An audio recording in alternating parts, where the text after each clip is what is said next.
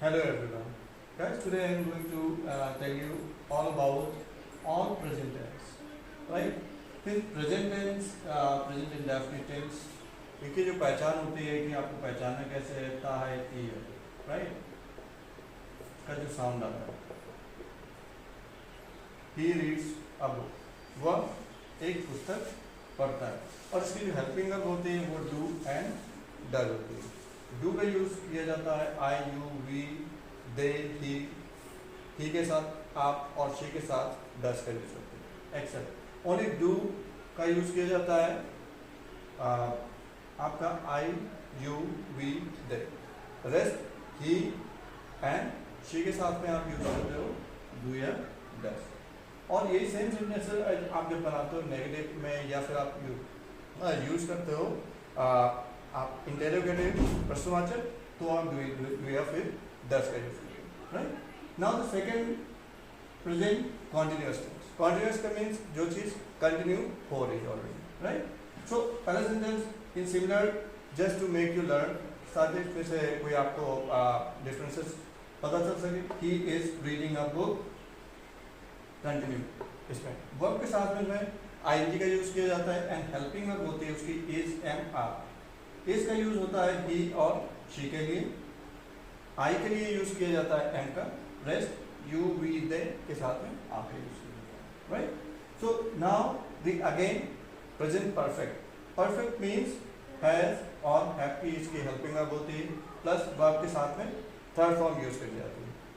He has read a book, read red and read. इसका जो third form होता है वो भी रीड्स प्रोनाउंसिएशन उसका सिमिलर होता है जो आपका फर्स्ट फॉर्म, बट उसका जो सेकंड फॉर्म है रेड प्रोनाउंस करते हैं। Right he has read a book, वह पुस्तक पढ़ चुका है। और इसके साथ में आपको पता है ही और शी के साथ में हैज का यूज, रेस्ट के साथ में हैव का यूज करते हैं। आई यू वी दे इसके साथ में हैव का यूज करते हैं। जब भी आप whenever you will use this sentence right through it in present perfect, तो आपको क्या करना है always you will use verb third form with has and have.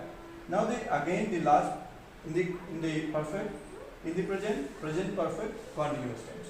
इसमें भी continuously होता है पर इसमें से टाइम के साथ में होता है। हेल्पिंग वर्ब इसमें has have है, इसमें has been और have been। सिंस और फॉर का यूज आपको already I have told you in past video since का फॉर कहाँ यूज करते हैं और सिंस का यूज एंड देन फॉर का यूज कहाँ करते हैं। फिर भी even I would like to just reiterate since का यूज किया जाता है आपको सर्टेनिटी के लिए, जो चीज़ निश्चित है उसके लिए हम सिंस का यूज करते हैं, जो अनसर्टेन है उसके लिए हम फॉर का यूज करते हैं। Now present perfect continuous tense की जो हेल्पिंग वर्ब होती है हैज बीन, हैव बीन, और वर्ब के साथ में हमेशा ही आपकी आईएनजी यूज होती है। राइट आई के साथ में आप इसमें ही हैज बीन या फिर शी हैज बीन, ही और शी के साथ में हैज बीन, रेस्ट के साथ में आप यूज करते हो have been. Right I you we they इनके साथ में आप यूज करते हो हैज बीन, हैव बीन। और जैसे ही has been reading a book since 2 o'clock, इसमें से ये टाइम दिया गया है 2 o'clock जो कि सर्टेन है, that is why we have used since. अगर इसमें से आप ये होता कि he has been reading a book for 2 hours, उसमें से कंफर्म ही नहीं है कि वो बंदे ने जो आपकी बुक रीड कर रहा है कब से उसने शुरुआत करी। So there is no certain time, so we can use for this, we can use this since for certain purposes. So just in all cases, in all present cases, we'll use these. Right? Just make 3 to 4 sentences in each, like present indefinite and then present continuous tense and then present perfect and present perfect continuous tense. Past indefinite and past in all past tense. So guys, past indefinite we use all जब भी कोई भी चीज़ आप narrate करते हो दूसरे बंदे से वो आप पास्ट ही यूज़ करते हो, पास्ट इंडेफिनिट या फिर पास्ट के सारे से जो भी चीज़ें आप किसी अदर पर्सन को बताते हो मैंने ये किया, मैं ये कर रहा था, मैं वो कर रहा था, ठीक है। तो वो सारी चीज़ें आप जब भी whenever you are narrating all these things then to someone then you will use all the past tense. Right. So past indefinite की जो आपकी हेल्पिंग वर्ब होती है वो होती है डिड, और इसका साउंड आएगा आ ई लास्ट में। ही रेड अ बुक, उसने एक पुस्तक पढ़ी। And past continuous tense was और were का यूज होता है। In all cases you will use this helping verb did।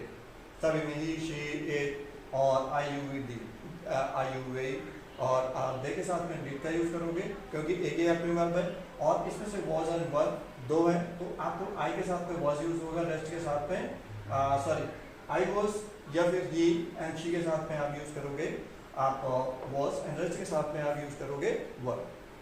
you के साथ में our, they के साथ में were, we के साथ में आप were यूज करोगे। और past continuous sense he was reading a book, इसमें देखो he के साथ में was यूज हो गया एंड verb के साथ में आप ing यूज होगा। he was reading a book। now let's come to the past perfect tense। उसकी हेल्पिंग वर्ब है आपकी had, और had के साथ में हमेशा ही आप यूज करोगे verb की third form, right. he had read a book। Pronunciation में आपका जो इसका साउंड होगा वो रीड ही रहेगा, रीड, क्योंकि इसकी जो वर्ब की थर्ड फॉर्म है वो रीड है।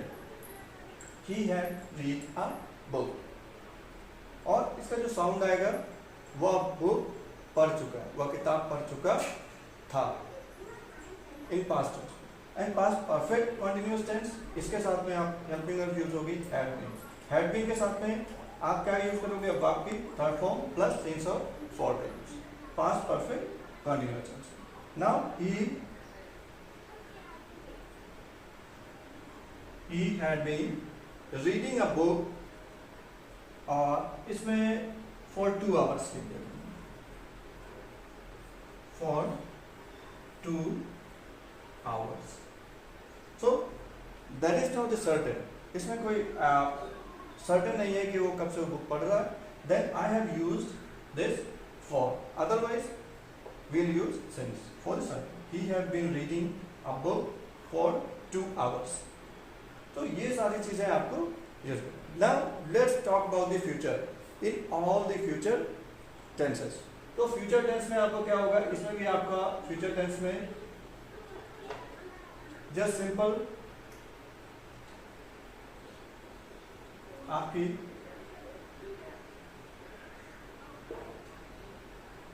हेल्पिंग वर्ब चेंज हो जाएगी, राइट। हेल्पिंग वर्ब इसमें क्या हो गया आपके फ्यूचर में, विल हेल्प आपके फ्यूचर टेंस में विल और शैल। ही, शी एंड आई के साथ में विल का यूज करेंगे, रेस्ट के साथ में शैल का यूज करेंगे। He will read a book, he will read a book. And आप इसको फ्यूचर कंटिन्यूअस में कैसे करोगे, इसमें इसकी हेल्पिंग वर्ब हो जाएगी आपकी will be and shall be.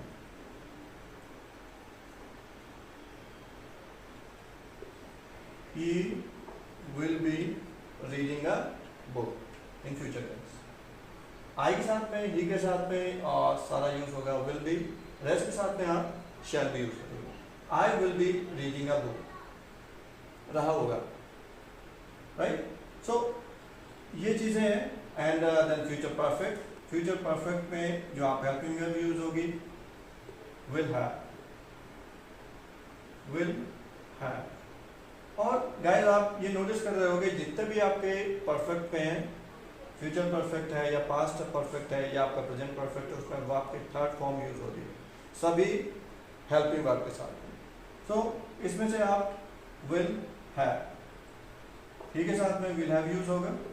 He will have reading, he will have read a book, उसने वो पुस्तक पढ़ी होगी। And for the future, future perfect continuous, future perfect continuous में जो इसकी हेल्पिंग वर्ब होगी वो होगी will have been and shall have been. ये आपकी हेल्पिंग वर्ब होंगी। एंड इसके बाद में वर्ब के साथ में आईएनजी यूज करना है, सिंसेट form same as it is रहेगा। So he will have been reading a book for 2 hours। ठीक है, तो ये सारे मैंने आपको टेंसेस बताए हैं।